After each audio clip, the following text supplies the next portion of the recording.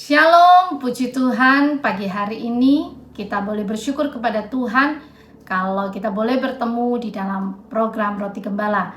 Pagi hari ini kita akan bersama-sama belajar merenungkan firman Tuhan.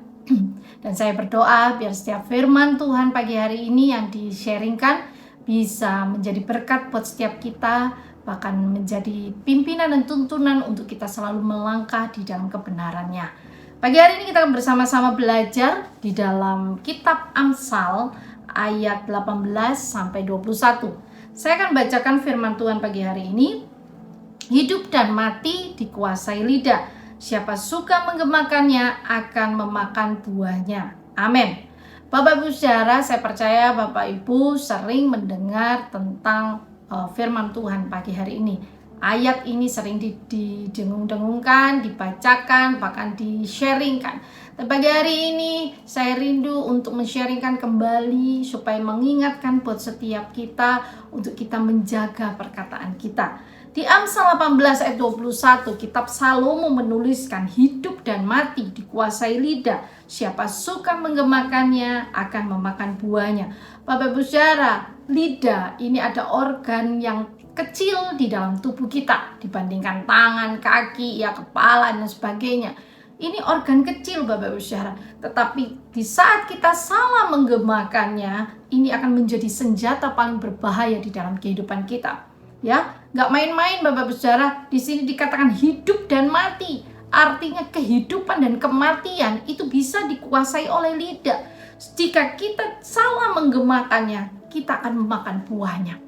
Pagi hari ini kita akan bersama-sama belajar di dalam dalam perkataan kita ini ada kuasanya, ya. Kita akan belajar yang pertama. Dalam perkataan ini ada kuasa penciptaan. Di dalam Kejadian 1, Allah menciptakan alam semesta itu dengan berfirman, Bapak Saudara, dengan berkata-kata, jadilah terang, maka terang itu jadi, ya. Sama seperti Allah kita ini adalah anak-anak Yesus, anak-anak Allah. Ada DNA-nya Kristus. Tuhan memberikan benih kuasa kepada setiap anak-anak Tuhan. Ada benih kuasa perkataan untuk menciptakan dalam kehidupan kita. Bapak-Ibu saudara, di dalam kehidupan ini, dalam mengalami proses menjalani hidup ini, Tuhan izinkan proses terjadi, ya, untuk membuat kita menjadi pribadi yang semakin sempurna, supaya saat Tuhan datang kedua kali, Tuhan mendapati kita menjadi mempelai Kristus yang sempurna dan tidak bercacat celah. Tapi dalam menjalani proses ini ada banyak hal yang harus kita hadapi. Contoh Bapak Ibu Saudara, di saat kita mengalami, Tuhan izinkan kita menghadapi sakit penyakit, apa yang kita lakukan Bapak Ibu Saudara? Apakah kita memilih, kita mengeluh, menggerutu, marah, ya, atau kita memilih, kita mengucapkan, menggunakan perkataan ini dengan perkataan firman Tuhan yang membangun iman kita, ya, Bapak Ibu Saudara. Dan ini pastinya banyak orang, bahkan anak-anak Tuhan pun banyak mengalami, ya, kalau kita menggunakan perkataan ini, mengatakan firman Tuhan, mujizat itu terjadi. Di dalam 1 Petrus 2 ayat 24, di saat kita mengalami Tuhan izinkan sakit penyakit terjadi, kita bisa mengatakan melalui firman ini, oleh bilur-bilur Yesus aku telah sembuh, ya. Daripada kita mengomel, marah, ngeluh, ya, lebih baik kita gunakan perkataan kita ini untuk memperkatakan kata-kata firman. Kata-kata firman yang dikatakan melalui mulut kita ini membuat iman kita, semangat kita menjadi kuat, tidak pudar dan tidak lelah, tidak letih lesu, ya. Perkataan ini, lidah kita yang kecil ini, Amsal tadi sudah katakan, itu menjadi senjata paling berbahaya dalam kehidupan kita kalau kita salah menggemakannya, ya. Yang pertama, ada kuasa penciptaan. Di saat engkau sakit, engkau memilih untuk mengatakan, bilur-bilur Yesus pasti menyembuhkanku. Saya percaya mujizat Tuhan pasti terjadi, Bapak Ibu saudara. Kesembuhan Tuhan akan berikan. Kalaupun belum terjadi saat ini, Tuhan pasti berikan kekuatan dan sukacita untuk menjalaninya. Bahkan sampai saat dan waktunya Tuhan akan menyatakan mujizatnya. Yang kedua, Bapak Saudara, contohnya di saat mungkin kita menghadapi kekurangan secara finansial ya Bapak Saudara. Hari-hari ini banyak orang berteriak susah-susah ya, baik pekerjaan dan sebagainya. Ya, di dalam hitungan matematika kita, mungkin kita harus menghadapi pengeluaran 10, tapi sedangkan pendapatan kita hanya 5. Bapak Ibu Saudara, Tuhan berikan kuasa, benih kuasa dalam perkataan kita untuk menciptakan. Di saat itu, biarlah kita memilih jalannya Tuhan, bukan cara manusia. Kalau cara manusia, kita pasti akan menjadi pribadi yang kalut dalam menghadapi seperti itu. Apalagi bapak-bapak rumah tangga, ibu-ibu rumah tangga, yang harus mencukupkan kebutuhan rumah tangga. Kita akan berpikir bagaimana caranya untuk mencukupkan, untuk memenuhi kebutuhan ini. Bahkan mungkin kalau kita salah melangkah, kita mungkin akan pinjol dan sana sini, bukan tambah lebih baik, akan tambah lebih parah. Bapak Ibu Saudara, di dalam perkataan kita ada kuasa penciptaan. Di saat seperti ini, saya percaya Bapak Ibu Saudara, firman Tuhan itu akan meremah di dalam hidup kita.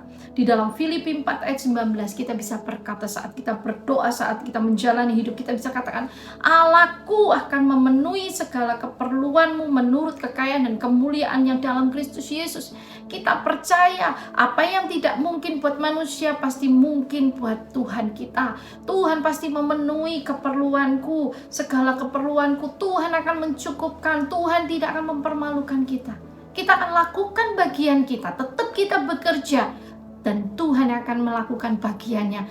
Tingkap-tingkap langit akan dibukakan, pintu kanan kiri muka belakang yang mungkin keran-keran ini tertutup, Tuhan sanggup membukanya di saat iman dan perkataan kita ini keluar.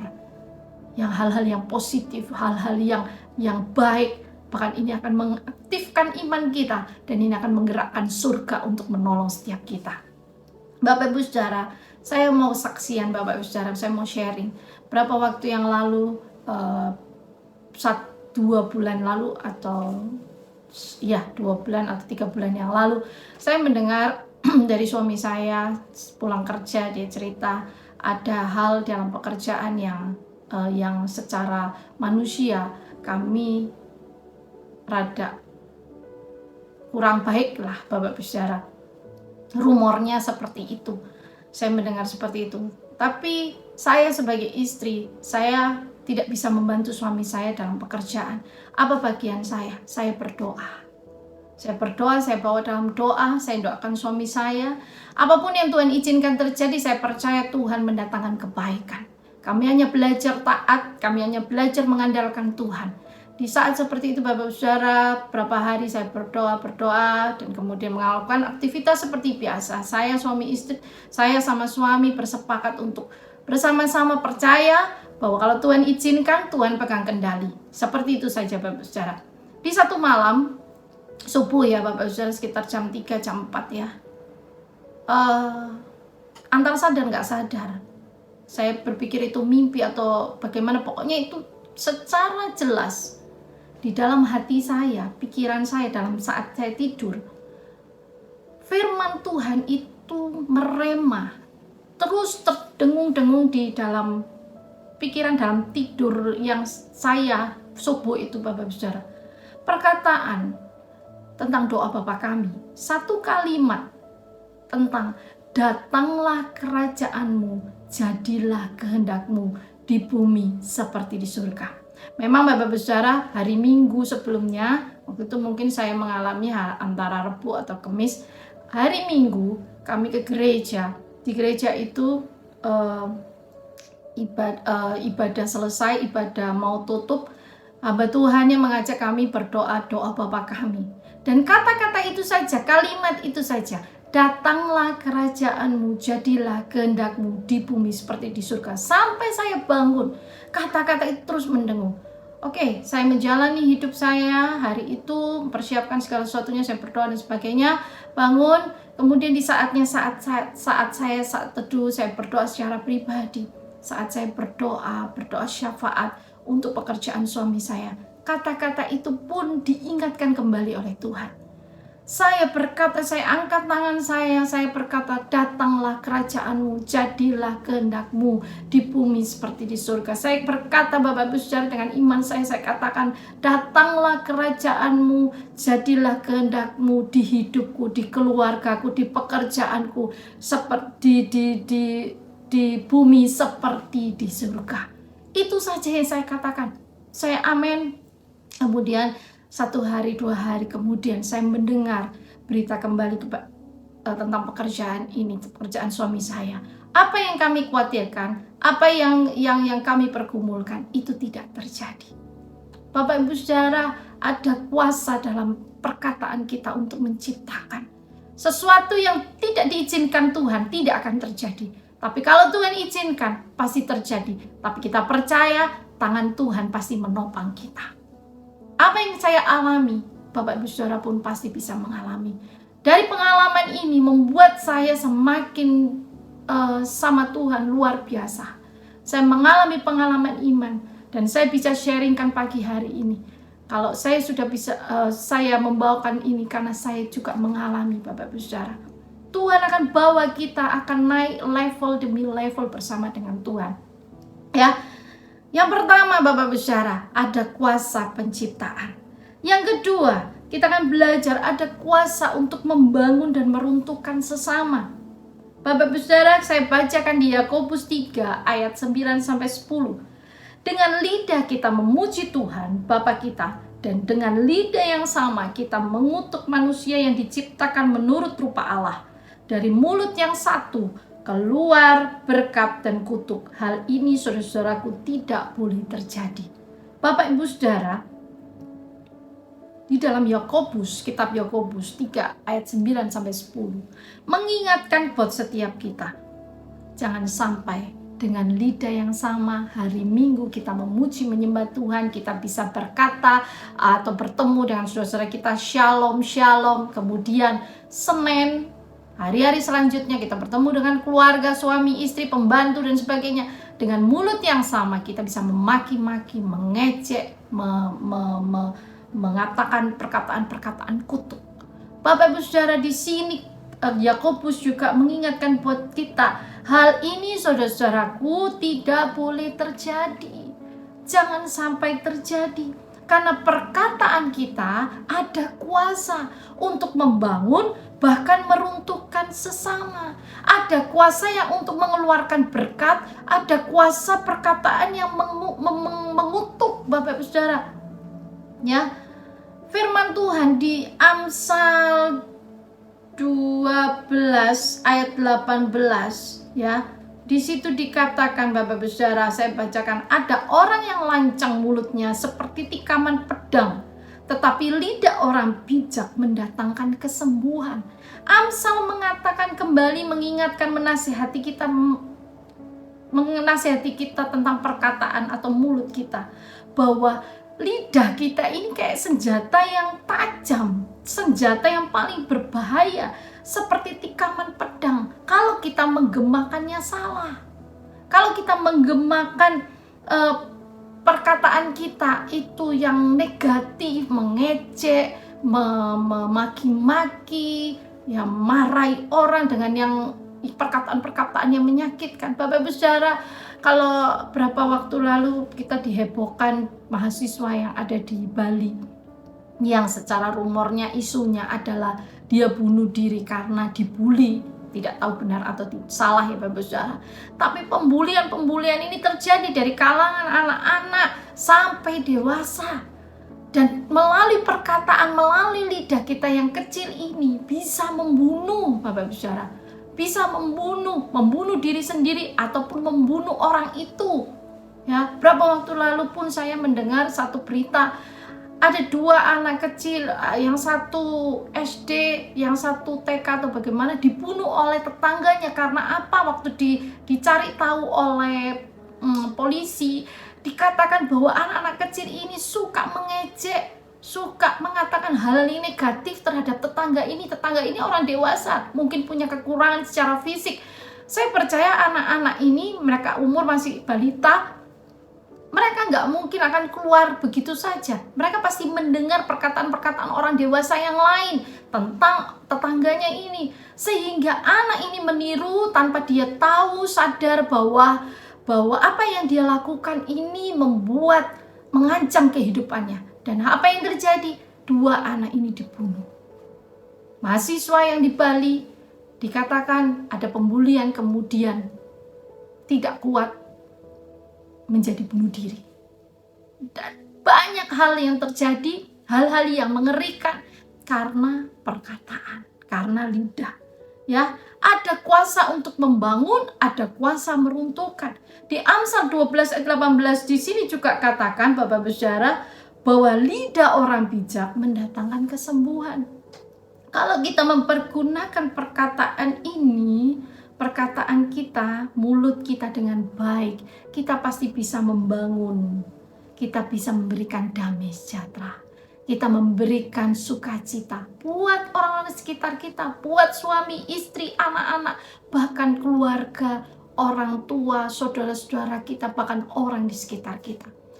Waktu kita dekat sama mereka, bukan hal yang tidak baik yang terjadi, tetapi hal yang baik yang memberkati. Dan pastinya kalau seperti ini, nama Tuhan dipuji dan dibesarkan. Ya, Bapak Ibu Saudara, 2 kuasa perkataan ini yang kita belajar. Yang terakhir, kita akan belajar cara menjaga perkataan kita. Di dalam Amsal 4 ayat 23 di situ katakan, jagalah hatimu dengan segala kewaspadaan, karena dari situlah terpancar kehidupan. Matius 12 ayat 34, saya akan bacakan. Hai kamu keturunan ular beludak, bagaimanakah kamu dapat mengucapkan hal-hal yang baik, sedangkan kamu sendiri jahat, karena yang diucapkan mulut meluap dari hati. Bapak Ibu Saudara, cara menjaga perkataan kita, bagaimana caranya? Menjaga hati kita. Firman Tuhan katakan Amsal 4 ayat 23, dari hati kita itu terpancar kehidupan. Kalau kita tidak menjaganya dengan waspada, dengan hati-hati, yang keluar adalah perkataan-perkataan yang negatif, mengutuk, perkataan-perkataan yang mematikan. Matius 12 ayat 34 di sini katakan, karena yang diucapkan mulut meluap dari hati kita. Kalau kita menemukan atau mungkin kita sendiri, orang di sekitar kita sering mengatakan hal-hal yang negatif, menyakitkan, ya, cek apakah hati kita ini kotor, penuh dengan kebencian, kemarahan, iri hati, ya. Ini yang membuat perkataan yang keluar itu pasti perkataan-perkataan yang menyakitkan. Perkataan yang selalu menyindir, mencari negatif terus, mencari kesalahan demi kesalahan. Pasti nggak beres dari hatinya. Bapak Ibu Saudara, pagi hari ini Tuhan ingatkan cara menjaga perkataan lidah kita ini supaya kita menggemakan dengan baik, yaitu menjaganya dengan apa? Menjaga hati kita. Bagaimana cara menjaga hati kita? Penuhi hati kita dengan firman Tuhan. Perkatakan firman Tuhan secara terus-menerus. Yosua 1 ayat 18 katakan, janganlah engkau lupa memperkatakan kitab Taurat ini, tetapi renungkanlah itu siang dan malam, supaya engkau bertindak hati-hati sesuai dengan segala yang tertulis di dalamnya. Sebab dengan demikian engkau akan berhasil dan menempuh jalan yang beruntung. Bapak Ibu Saudara, untuk menjaga hati kita supaya bersih, perkatakanlah firman Tuhan. Masukkan firman Tuhan selalu di dalam hidup kita. Kita mendengarkan hal-hal yang baik, hal-hal yang positif. Yang tidak baik, yang tidak sesuai dengan firman Tuhan, kita tolak. Kebencian, marah, sakit hati, firman Tuhan katakan, ampuni, lakukan Bapak Ibu Saudara. Mungkin nggak gampang, tapi kita percaya kalau kita mau melakukannya, Tuhan akan memampukan kita. Bapak Ibu Saudara, pagi hari ini secara singkat kita belajar tentang kuasa perkataan.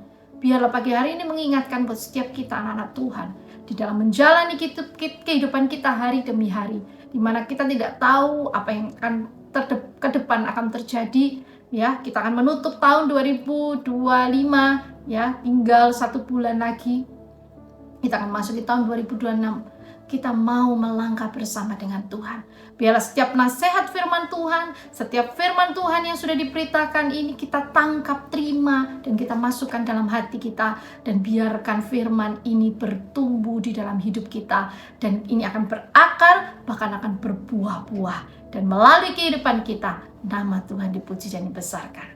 Amin Bapak Ibu Saudara, kita akan masuki pagi hari ini bersama dengan Tuhan. Kita akan berdoa bersama-sama. Haleluya, haleluya. Kami mengucap syukur Bapa untuk pagi hari ini. Kalau kami sudah mendengarkan firman-Mu, Engkau menasehatkan kembali kepada setiap kami, bagaimana kami harus menjaga perkataan kami. Biarlah hidup kami ini selalu berjalan di dalam pimpinan kuasa Roh Kudus-Mu. Kami tahu Tuhan, kami nggak bisa hidup sendiri. Kami nggak bisa menjalani apa yang menjadi kehendak-Mu dengan kekuatan kami sendiri. Oleh karena itu Tuhan Yesus, Roh Kudus, berikan kami kemampuan dan kekuatan untuk kami selalu menjalani hidup ini bersama dengan Tuhan. Kami percaya kemenangan, sukacita, damai sejahtera Tuhan selalu Tuhan akan limpahkan dalam hidup kami. Terpujilah nama-Mu Tuhan, terpujilah nama-Mu Tuhan. Remakan firman-Mu di dalam hidup dan hati kami, dan biarlah ini akan menjadi memimpin, menuntun kami, mengajarkan kami, untuk kami selalu ada di dalam perkenanan Tuhan. Terima kasih Bapa, pagi hari ini kami akan menjalani hidup kami ini. Kami mintakan malaikat Tuhan menjaga, melindungi, memberkati kami di mana saja kami berada. Sukacita, damai sejahtera, kesehatan Tuhan selalu melimpah dalam kehidupan kami dari sekarang sampai Tuhan Yesus datang kedua kali. Terpujilah nama-Mu Tuhan. Kami tutup doa pagi hari ini dan kami menjalani ini bersama dengan Tuhan. Haleluya, haleluya, haleluya. Semua kita katakan amin, amin, amin. Terpujilah nama Tuhan pagi hari ini. Damai sejahtera, sukacita Tuhan, berkat Tuhan melimpah atas hidup kita. Haleluya. Tuhan Yesus memberkati. Amin.